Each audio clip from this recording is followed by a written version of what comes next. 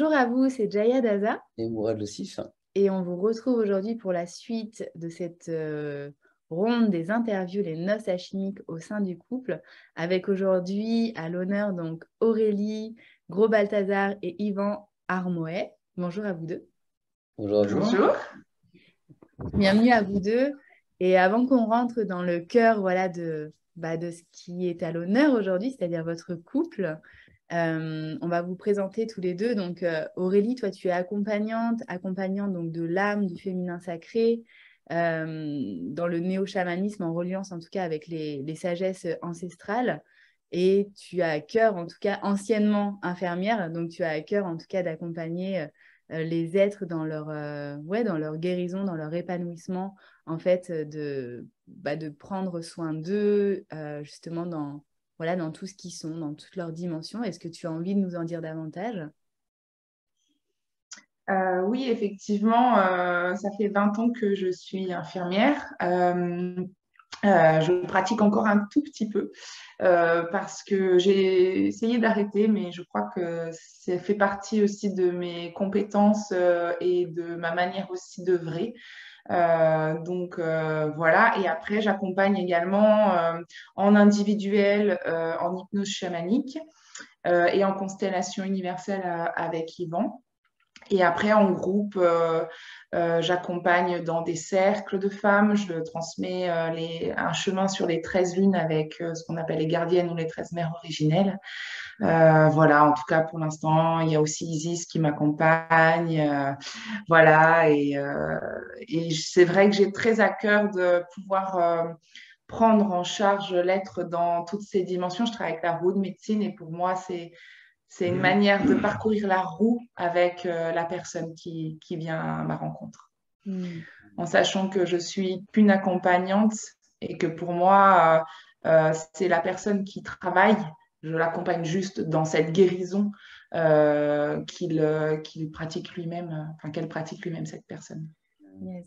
Merci à toi. Je me mélange les pinceaux.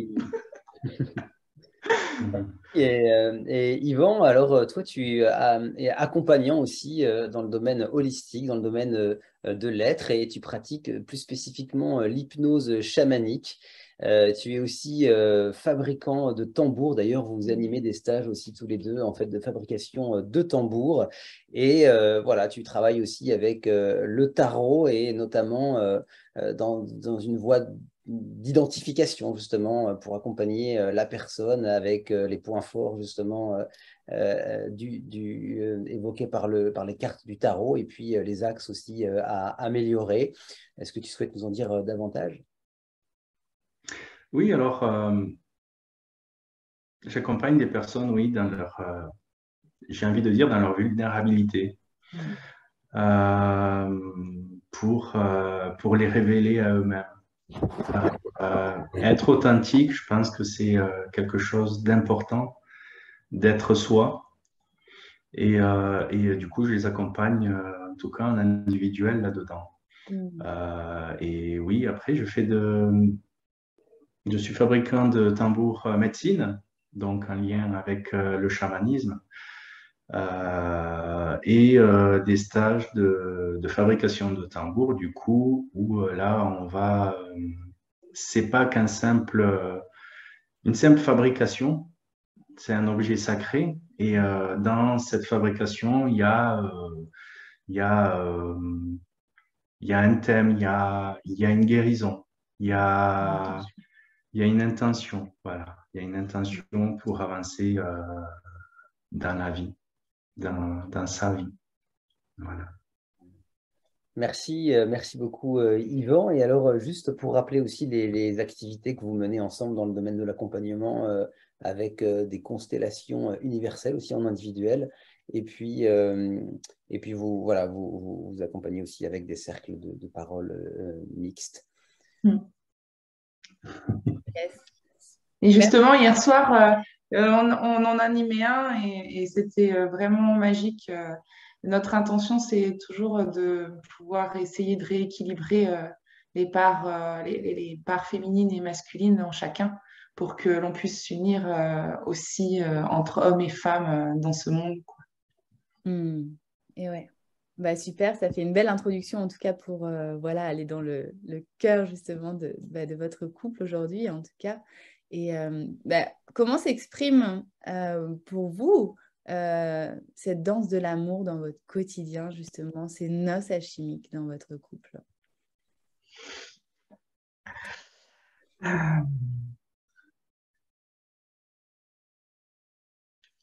Alors, du coup, moi, ce qui me vient, c'est plus des mots-clés de notre manière de danser, en tout cas, comment on a envie. Déjà, le premier mot, c'est le oui. C'est ce que chaque jour, on fait le choix de faire un pas de plus ensemble, euh, mais aussi individuellement. En fait, ça part toujours de chacun de nous pour ensuite que ça se réunisse. Et puis les mots-clés qui me viennent, ben, c'est l'amour, le cœur, le respect, la communication.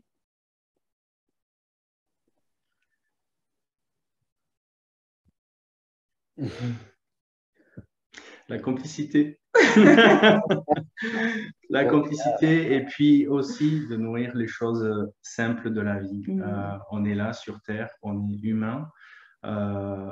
Pour moi, l'union sacrée, c'est pas tout beau, tout rose. Il y a, voilà, chacun a ses blessures.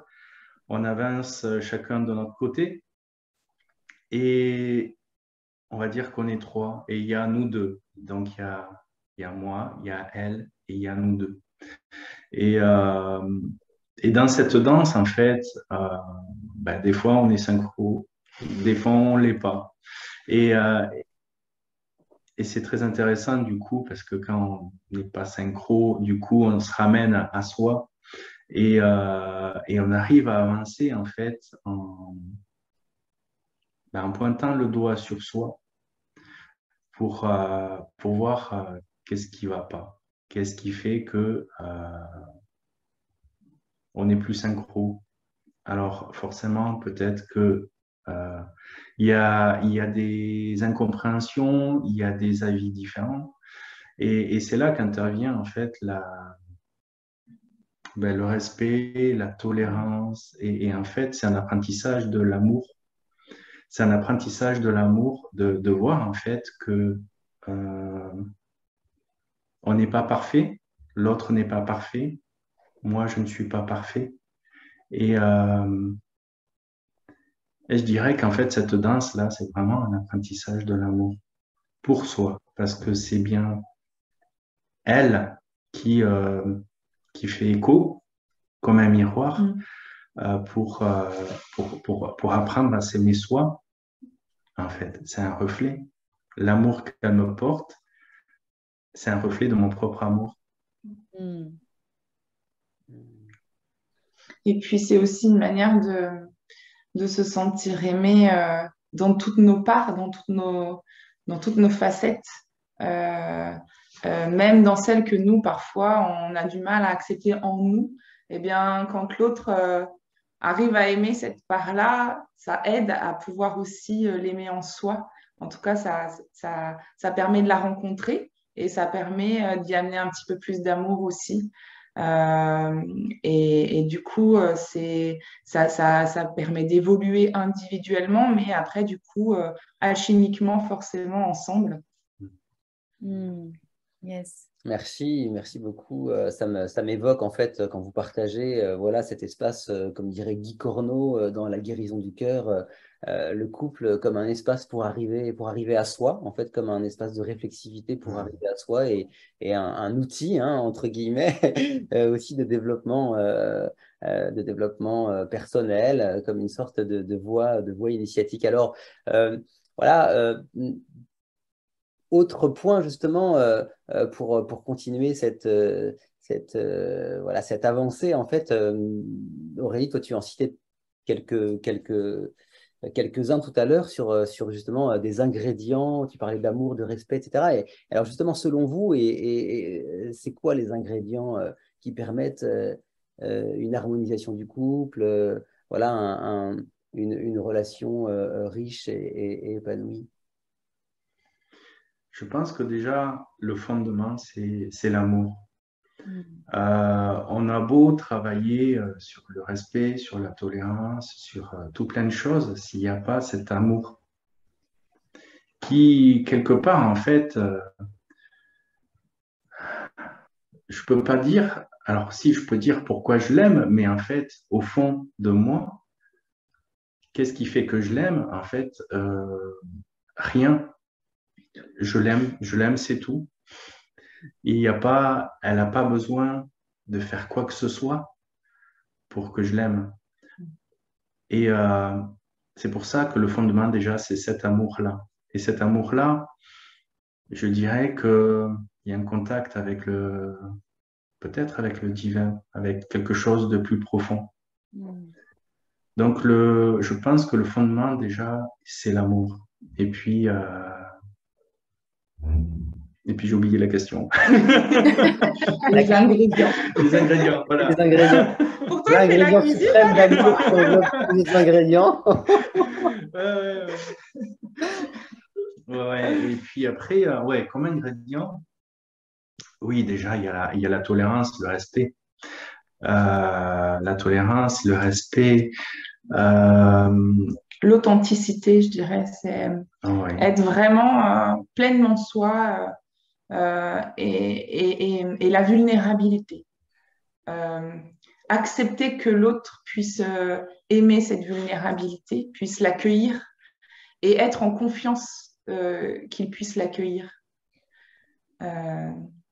aussi. Et puis un peu de joie aussi, de plaisir simple. Enfin, voilà, les petits plaisirs, Ouais, ça comme tu disais, de la ça vie. revient un petit peu à cette acceptation d'être qui elle est, tout simplement, sans attendre, sans attente, en fait. Et c'est un gros travail, je pense, sur soi, justement, pour en arriver là. C'est pour ça que on se disait, on s'est rencontrés il y a 6 ans de ça, et on se disait que, bah, avant, en fait, on n'aurait pas pu vivre la relation qu'on a maintenant avant, parce que justement, on n'était pas mûr pour ça. Il a fallu que chacun de nous chemine de son côté, en fait, pour arriver à avoir une certaine maturité pour vivre, en fait, cette union sacrée. Ouais. Yes.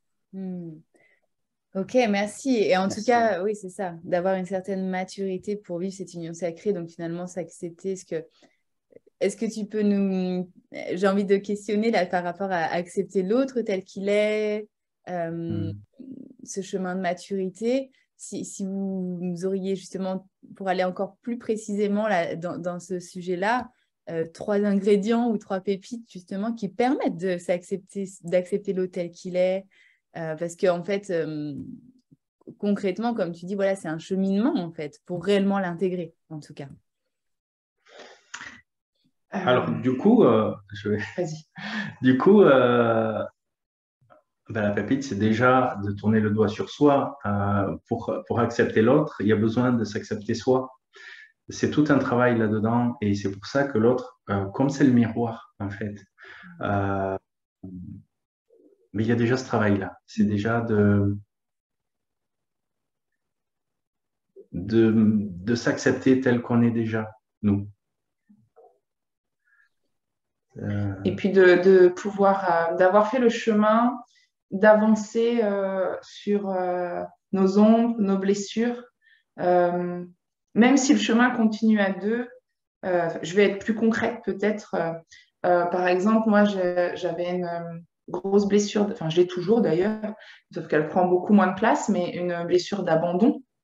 Et en fait, au début de notre relation, il y a forcément eu des événements qui sont venus toucher cette blessure, qui du coup prenaient des proportions qui étaient émotionnellement parfois un peu bouleversantes. Et en fait, petit à petit, ça m'a permis encore plus de... Alors, j'avais déjà travaillé dessus moi toute seule, mais en fait, petit à petit, plus je la rencontre et moins elle prend de place parce qu'à chaque fois que je la rencontre, je la reconnais. Et je l'accepte en fait. J'accepte que, ok, ben là, c'est cette blessure-là qui est touchée. Et Et du coup, eh ben, j'accueille l'émotion. Je lui dis, bah, écoute, là, dans cet événement, ou dans ce que tu viens de dire, ou dans ce que tu viens de faire, ou dans ce qui vient de se passer, ce qui est touché en moi, c'est ma blessure d'abandon. Donc, je prends le temps, maintenant, on arrive à se prendre le temps chacun de gérer ça pour ensuite le partager ensemble. Mais au début, moi, c'était difficile parce que lui, il gérait tout seul. Donc, il s'enfermait dans sa bulle. Et moi, j'avais plutôt besoin qu'il soit là, etc. Du coup, ça nous a permis de réajuster. Et tu parlais de danse tout à l'heure. Et ben, ça a été ça un peu, et c'est encore, hein, des fois, maintenant, c'est un peu plus simple, c'est un peu plus fluide. Mais c'était vraiment d'accepter que l'autre puisse agir ou réagir d'une certaine manière parce qu'il il a ses blessures, il a ses ombres. Et en acceptant ça et que chacun prenne le temps de pouvoir rencontrer ça en lui, et bien après, ça permet d'alchimiser quelque chose dans nous, en fait. Je ne sais pas si je suis très claire, mais... Oui, en tout cas, je comprends. J'ai envie de rebondir là-dessus. T'as fini? Oui, oui, vas-y. J'ai envie de rebondir là-dessus et je dirais de la compassion aussi pour l'autre. Parce que pour moi, la compassion, c'est quoi? C'est de prendre du recul, de voir, on peut ressentir la souffrance de l'autre, mais c'est justement de prendre le recul pour voir aussi ce qui se joue derrière. Les jeux, les souffrances en fait de l'autre et comprendre les souffrances de l'autre. Pourquoi dans une réaction qu'elle peut avoir, pourquoi elle a cette réaction? Qu'est-ce qui se joue derrière? Est-ce que c'est une blessure d'abandon? Qu'est-ce qui a fait qu'elle est en réaction? Et quand on arrive à comprendre en fait pourquoi elle est dans cette réaction-là, forcément, c'est plus facile d'avoir une certaine tolérance. C'est plus facile d'accepter aussi qu'elle n'est pas parfaite, qu'elle a aussi des peurs, qu'elle a aussi des blessures. Et c'est pour ça, je ne sais pas si je suis clair, mais en tout cas, voilà. Pour moi, la compassion, c'est ça. Et c'est de voir en fait qu'est-ce qui se joue derrière. Yes. Merci beaucoup de nous partager ces pépites. En tout cas, voilà l'amour au cœur de votre relation avec tous ces ingrédients aussi comme l'acceptation, la tolérance, etc., l'accueil de la blessure de l'autre qui permettent justement comment dire, de réactualiser peut-être et de continuer à faire vivre justement cet amour et de le vivre de manière plus profonde. Et alors, un autre point aussi qui nous intéresse dans cette union sacrée, justement, c'est on inscrit ce projet dans le cadre du mono-amour, même si, évidemment, nous respectons toute forme de couple. Donc, ce projet s'inscrit dans le cadre du mono-amour au sens de l'exclusivité et de la fidélité. Et alors, en quoi justement, selon vous, en quoi pour vous, le mono-amour est-il quelque chose justement qui fait sens et en quoi c'est un ingrédient qui justement nourrit votre couple et lui permet de développer justement cet espace d'épanouissement et de développement. Alors pour moi, le mono-amour ne me parle pas du tout. Parce que on est là sur Terre, enfin ce que je pense, hein, on est là, je suis là sur Terre pour apprendre l'amour. L'amour sous toutes ses dimensions, sous toutes ses formes. Et de parler de mono-amour envers une personne, pour moi, c'est me brider à toutes sortes d'amour. Après... Alors, c'est vraiment, juste hein, pour clarifier le terme, c'est vraiment un terme générique qu'on a décidé en fait d'employer parce qu'on trouvait que monogamie, c'était un peu lourd. Mais en fait, voilà, évidemment, c'est pas un terme réducteur. Hein, on a bien conscience que justement Oui, le choix du mono-amour, de la manière dont on l'emploie au sein du couple, est là pour évidemment développer, rayonner ouais, élargir l'espace de l'amour. Mais en fait, la question, j'ai compris. voilà, elle J'avais est compris, j'avais compris. Mais en fait, c'est juste que ce mot-là, enfin, voilà, pour moi, il ne me fait pas vibrer. ok. Maintenant, après, de mon point de vue, avec l'amour que je lui porte, euh, il n'y a pas la place. C'est ça. Il n'y a pas la place pour autre chose. Il n'y a pas la place, non. On est déjà tellement nombreux dans Dans nos nous têtes. qu'en fait, il n'y a pas de place. Non, non, mais ouais, la question ne se pose même pas de la fidélité, de tout ça. En fait, il n'y a pas la place. Enfin, Oui, c'est vrai. Il n'y a pas.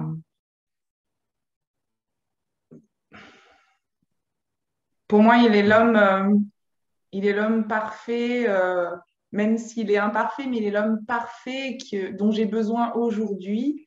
Euh, et la question, enfin, se pose pas. J'ai tellement de bonheur d'avancer avec lui chaque jour que voilà, je me demande pas, ou j'ouvre même pas l'espace en fait. Enfin, il n'y a pas. C'est un peu comme une évidence finalement pour C'est vous. ouais. ça, La question se pose pas, c'est là, quoi. C'est c'est ainsi. ça. Hmm. J'ai envie de poser une question justement par rapport à cette question du mono-amour et par rapport à l'engagement et par rapport à l'amour dont tu parlais justement, Yvan, au départ. Mm. Et donc tu dis, voilà, je ne sais pas pourquoi je l'aime, mais je l'aime, etc. Mais alors en fait, si on va un peu plus loin par rapport à cette question d'amour, alors quand l'amour est là, et effectivement, l'amour est présent, on se rend compte qu'on est connecté à l'amour, etc.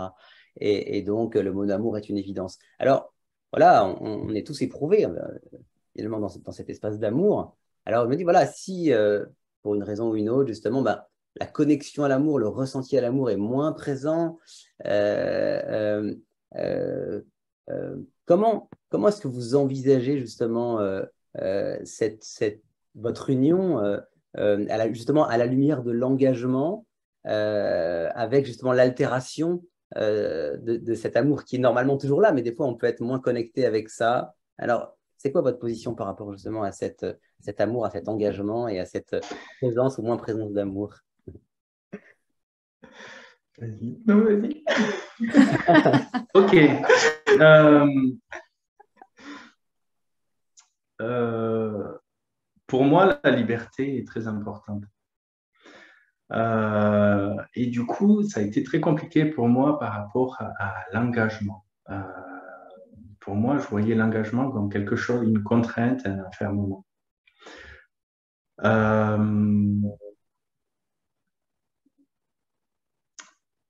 pour moi, si l'amour n'est plus là, il y aura toujours un amour. Après, peut-être qu'elle se transformera sous une autre forme. Euh, mais concrètement, en fait, quand il n'y a plus l'amour et que les choses ne sont plus dans l'équilibre, euh, ben, il peut envisager une séparation ou vivre chacun, voilà, de prendre des directions différentes. J'ai cette conscience-là, Mm. voilà, parce que personne ne peut prévoir de finir ses jours avec la personne. Et voilà, donc il y a aussi cette éventualité-là.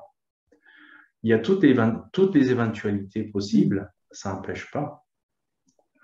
Donc il y a juste cette conscience-là qui est là et on verra où le vent nous porte, me Mais porte.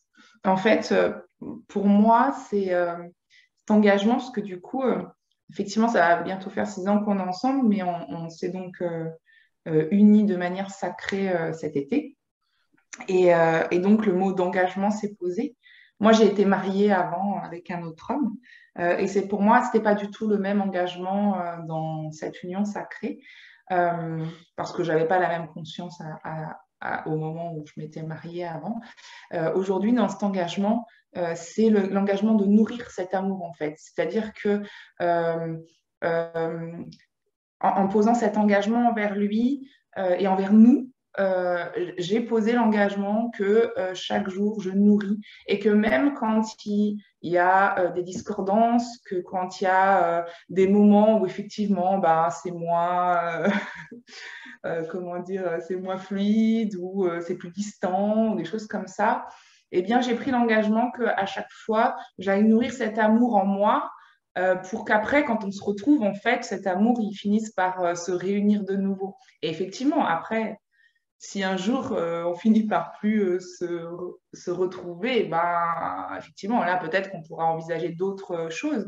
Mais aujourd'hui, à chaque fois qu'on est éprouvé, comme tu disais, euh, on prend toujours ce temps-là, c'est un petit peu ce que je disais tout à l'heure, on prend toujours ce temps-là pour aller chercher en nous ce qui se passe. Et en fait, finalement, à chaque fois, ça fait grandir l'amour entre nous parce qu'à chaque fois, chacun fait un pas et on nourrit aussi cette relation de cette manière-là.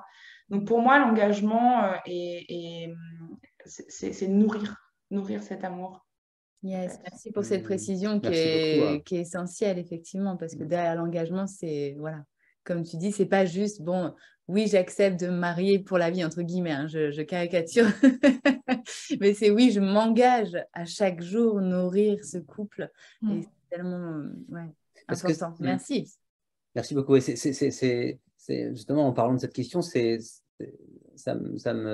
m'évoque parce que c'est vrai que souvent, l'amour est présenté finalement comme quelque chose qui est présent. Et puis quand il est plus là, il est plus là. Mais finalement, voilà, c'est quoi, nous, l'action qu'on a en fait concrète, le pouvoir qu'on a justement de pouvoir justement le nourrir ou pas.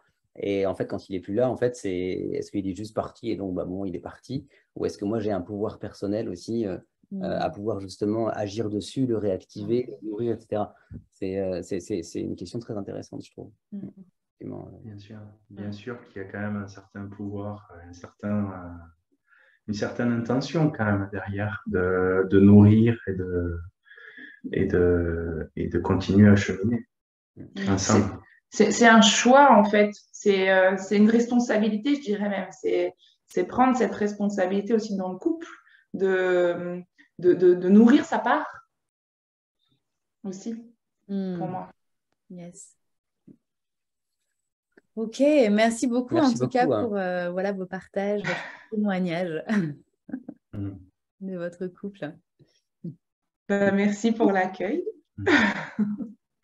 Merci infiniment. C'était un plaisir d'échanger avec vous.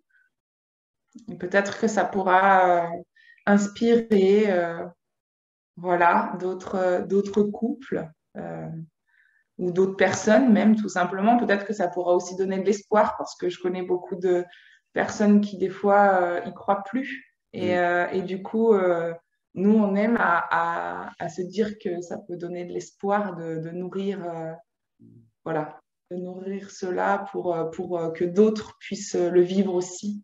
Yes.